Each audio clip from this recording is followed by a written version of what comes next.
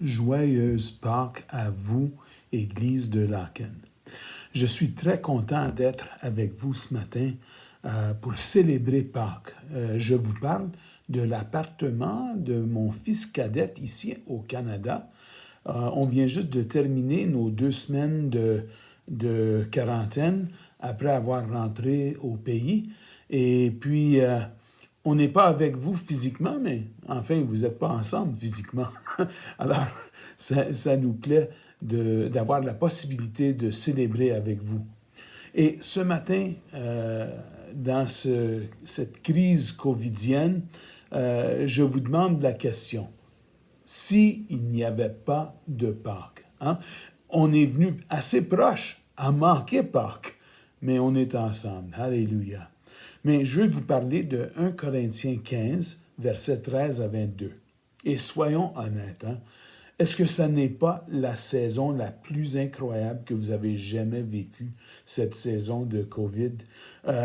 J'ai vu une série de photographes d'art des sites les plus aimés de Bruxelles, toutes prises en noir et blanc, en plein jour, et chacun sans une seule personne sur la rue, sur la grande place, sur le Mont des Arts ou au théâtre de la Monnaie. Ça faisait absolument surréaliste. C'est comme un mauvais film de science-fiction. Les extraterrestres ont envahi et ils ont arraché tous nos corps de la Terre. Mais malheureusement, non, c'est pas comme ça. Hein? Parce que là, je sais que ça n'est pas vrai, parce que nos enfants s'ennuient déjà à la maison et il faut rentrer chaque semaine, une fois par semaine, chez Colruyt ou n'importe où pour faire des courses. Et j'ai quand même des déchets à sortir. Et aussi, j'ai du FaceTime sans fin. Alors, je sais qu'on n'a pas été arraché de la terre. Mais qui aura imaginé que quoi que ce soit aurait pu nous éloigner de l'Église? Je suppose que si nous avons appris quelque chose de tout cela, c'est que l'Église n'est pas qu'un bâtiment. Ça n'est pas qu'un culte ou quelques chansons que nous chantons envers Jésus ou un type qui parle de la Bible.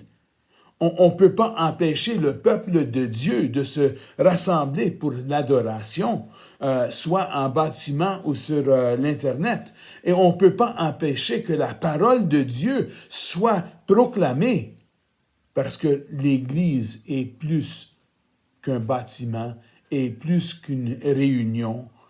L'Église, c'est le mystère, le miracle, la manifestation de la gloire de Dieu dans des personnes communes et simples, comme toi et moi. Et Pâques fait le centre de tout cela. Ça peut sembler peut-être un peu comme de la rhétorique spirituelle, des mots sans signification, quand on dit combien c'est important Pâques, mais je veux que vous imaginez pour quelques secondes le christianisme sans Pâques. Laissez-moi vous montrer ce que je veux dire. S'il n'y avait pas de Pâques, laissez-moi vous dire, s'il n'y avait pas de Pâques, il n'y aurait pas d'évangile, et pas de salut, et pas d'église. Et pendant cette crise covidienne, pas d'espoir s'il n'y avait pas de Pâques. Vous me demandez, mais pourquoi? Pourquoi que Pâques est tellement important? Je vais vous dire. Tout ce que nous faisons en tant que chrétiens, tout ce que nous faisons est basé sur un conte de fées s'il n'y a pas de Pâques. C'est ce que dit Paul. Il s'occupe d'une question qui tourmente l'Église de Corinthe. Il semble que certaines personnes aient douté qu'il y avait une résurrection physique et littérale à attendre. Et il se demandait, peut-être que nos esprits continuent après notre mort. Et quel sens que ça a, que nos corps continuent? Est-ce que c'est pas trop croire que nos corps ont une existence continuelle? Alors, écoutez la réponse de Paul à cette question.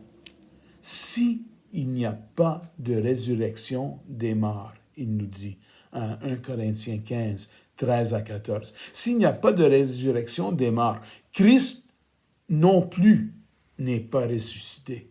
Et si Christ n'est pas ressuscité, alors notre prédication est vide et votre foi aussi.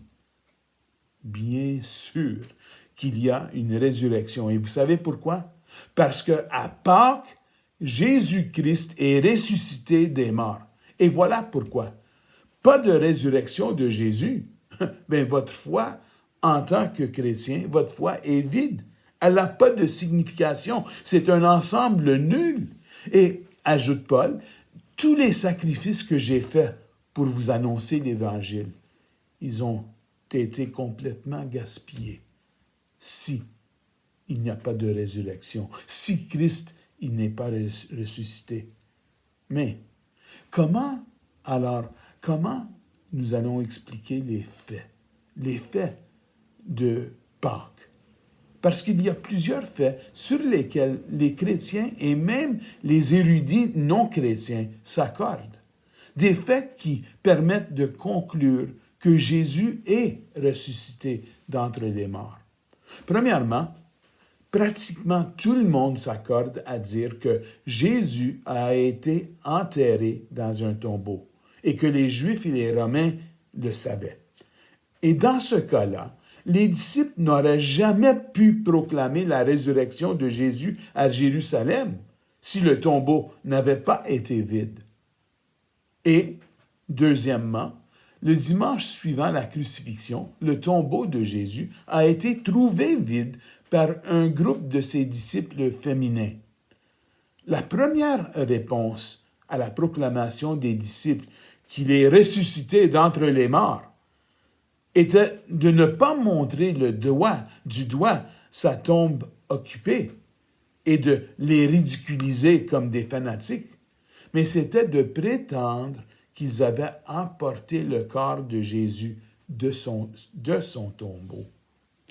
Alors nous avons la preuve que le tombeau était vide de la part aussi des opposants des premiers chrétiens. Et, troisièmement, de nombreux individus et de groupes personnels, de personnes différentes, ont affirmé avoir fait l'expérience de l'apparition de Jésus vivant d'entre les morts. Non, cela ne veut pas dire que ces apparitions étaient nécessairement réelles. Le point que je veux faire, c'est comment que nous allons expliquer une telle explosion spontanée de ces apparitions aux disciples et à d'autres. Donc, 500 personnes à la fois ont vu le Seigneur ressuscité. Et ensuite, comment allons-nous expliquer que ces apparitions se sont terminées brusquement et précisément après 40 jours? Mais ceux-là sont les faits de la résurrection. Et enfin, les premiers disciples croyaient que Jésus était ressuscité d'entre les morts. Et beaucoup de ces gens sont allés à la mort. Ils ont été martyrisés à cause de cette croyance. La grande question est donc de savoir comment expliquer ces faits, sur lesquels même les critiques et les chrétiens sont généralement d'accord. En effet, les preuves sont si puissantes que l'un des plus grands théologiens juifs du monde, le regretté Pinchas Lapide, qui a enseigné à l'université hébraïque en Israël, s'est déclaré convaincu sur la base des preuves que le Dieu d'Israël a en fait ressuscité Jésus de Nazareth d'entre les morts. Incroyable, mais vrai. Et ça n'est pas tout. S'il n'y a pas de résurrection, nous racontons des mensonges sur Dieu. Est-ce que vous vous souvenez de l'histoire du garçon qui criait « Au loup, au loup » quand il y a enfin eu un loup, personne ne voulait le croire. Mais moi, je ne veux jamais être coupable de dire des choses fausses sur Dieu. Je veux que quand je parle de Dieu, tout le monde peut me croire. C'est ce dont Paul a peur ici, en 1 Corinthiens 15. En versets 15 et 16, il dit « Il se trouve même que nous sommes de faux témoins vis-à-vis de Dieu, puisque nous avons témoigné contre Dieu qu'il a ressuscité Christ. Or, il ne l'a pas fait si les morts ne ressuscitent pas. En effet, si les morts ne ressuscitent pas, Christ non plus n'est pas ressuscité. » C'est aussi simple que ça. Pas de résurrection, on ne vaut pas mieux que des charlatans, des escrocs, des arnaqueurs. Et il y a déjà assez de monde qui pense que c'est exactement qu'est-ce que nous sommes. Et ils auront raison si le Christ n'avait pas été ressuscité. Mais le fait, c'est qu'il est ressuscité. Et qu'est-ce que cela signifie pour les autres? Si Jésus est réellement ressuscité, alors, au lieu d'être des imposteurs et des arnaqueurs, nous sommes vraiment des ambassadeurs du Christ. Nous sommes comme des étoiles dans un ciel noir. Nous nous accrochons au verbe de la vie parce que l'espérance chrétienne est enracinée et fondée sur un véritable miracle. Pensez au courage et à l'audace de la foi chrétienne. Si ce miracle est vrai, comment nier la réalité de Jésus, Seigneur de tout? Mais si ça n'est pas vrai, pourquoi qu'on croira en lui? Est-ce qu'une autre religion fait ce genre de déclaration? Est-ce qu'une autre religion se met comme ça, où c'est possible de soit nier ou soit être convaincu? Le fait de la résurrection est au centre de ça. Et enfin, si Jésus n'était pas ressuscité, notre foi est inutile à son point le plus central. Vous voyez, le génie du christianisme est qu'il prétend s'occuper du problème le plus central de l'humanité. Le trou béant au cœur de notre être qui refuse d'être satisfait et nous pousse au péché. Comment faire face à la rupture interne qui nous pousse à être en guerre avec soi-même et en tension avec les autres à cause de nos désirs égoïstes et toujours en train d'essayer d'apaiser un Dieu pour qui cela ne suffit jamais? Et plus encore, lorsque la bataille sur la terre est terminée, y a-t-il un moyen d'échapper la mort? Tout est lié à la question de la résurrection. Écoutez Paul encore. Or, si Christ n'est pas ressuscité, votre foi est inutile. Vous êtes encore dans vos péchés et par conséquent, ceux qui sont morts en Christ sont aussi perdus. Si c'est pour cette vie seulement que nous espérons en Christ, nous sommes les plus à plaindre de tous les hommes. Vous savez, il existe toutes sortes de philosophies d'auto-assistance qui peuvent nous aider à traverser des périodes difficiles dans la vie. Et il y a nombreuses religions qui nous offrent une conscience morale et salutaire pour la vie. Certaines meilleures et d'autres pires. Mais seul le Christ se tient dans l'espace et le temps et dit « Je suis le premier et le dernier, le vivant. J'étais mort et voici, je suis vivant au siècle des siècles. Je détiens les clés de la mort et du séjour des morts. Les religions du monde sont basées sur de belles platitudes morales. Vous connaissez Confucius ou Bouddha qui offrent un aperçu sage de la compétence de la vie. Ou bien ils sont inscrits dans les lois strictes et la justice de Dieu, comme on le voit dans le judaïsme et l'islam, où certains ont de beaux rituels et liturgies. Mais écoutez-moi, seule la foi chrétienne est basée de façon unique sur un événement historique. C'est son caractère unique. Le christianisme est le seul à faire valoir sa revendication centrale que le Dieu qui a créé tout l'univers et tout ce qu'il y a là-dedans est devenu un homme, a goûté la souffrance, est mort sur la croix et a ressuscité d'entre les morts pour que tous ceux qui lui feront confiance puissent eux aussi défier la mort et être enfin libérés du péché. Et mon ami, si c'est vrai, cela change tout. Laissez-moi être parfaitement clair. Si la résurrection est un conte de fées, une fable ou un mythe, si c'est un mensonge, une escroquerie, un peu de magie ou de rhétorique religieuse, alors qui s'en soucie vraiment? La religion chrétienne n'est pas meilleure que toute autre religion et probablement elle est pire. Mais si c'est vrai, cela ne change-t-il pas tout?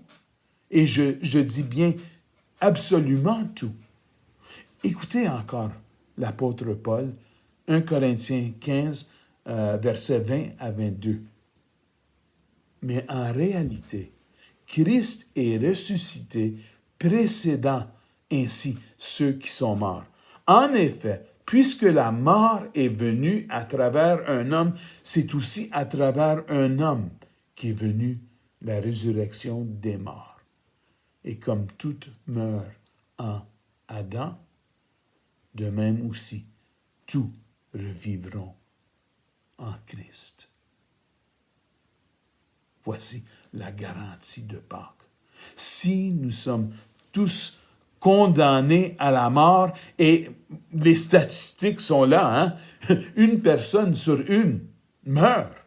Alors, la résurrection de Christ se moque de la maladie, se moque de la mort et du tombeau, et de même aussi, tous revivront en Christ. Écoutez, tout mon espoir est basé sur la réalité de Pâques.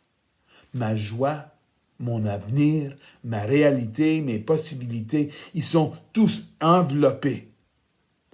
Mais, nous témoigne Paul, mais en réalité, Christ est ressuscité.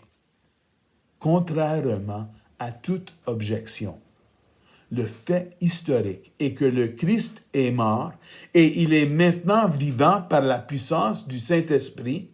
Et mon espoir n'est pas dans des gouvernements humains, ni dans des investissements financiers, ni dans mes capacités humaines, ni dans les plaisirs momentanés de la vie ou le pile ou face d'une pièce de monnaie. Mon espérance est en le Seigneur Jésus-Christ, qui s'est fait homme, crucifié pour nous sous Ponce Pilate. Il souffrit sa passion et fut mis au tombeau. Il ressuscita le troisième jour, conformément aux Écritures, et il monta au ciel. Il est assis à la droite du Père, et il reviendra dans la gloire pour juger les vivants et les morts. et son règne n'aura pas de fin. Ayez confiance, mes frères et sœurs, face à cette maladie, face à toute critique, face à tout désespoir. Ayez confiance. En réalité, Christ est ressuscité. Et comme tout meurt en Adam, de même aussi, tout revivront en Christ.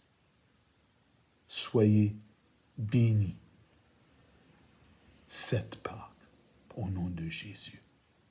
Amen.